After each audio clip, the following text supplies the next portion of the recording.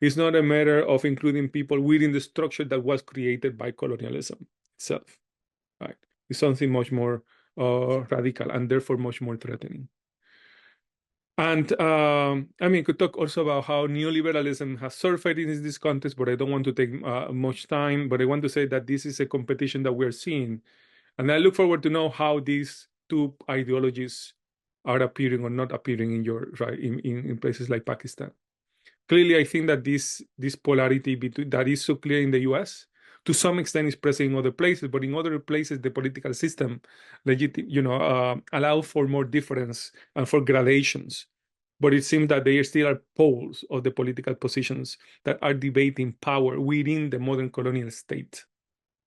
Now, with that, we turn to the colonial critique, which is one of the terms that you put on the table for us. And I think that the colonial critique, to some extent, is related, right? And I think we could take a long time discussing how is what we call the colonial critique similar or different to the established notion of, quote, post-colonial criticism, unquote, right? Post-colonial criticism and the colonial critique.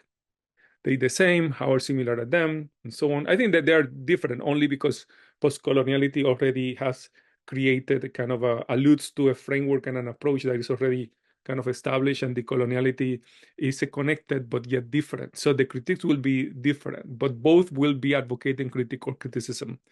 And that's mainly where I think the limit lies. Because decolonization is not only critique, is not only criticism.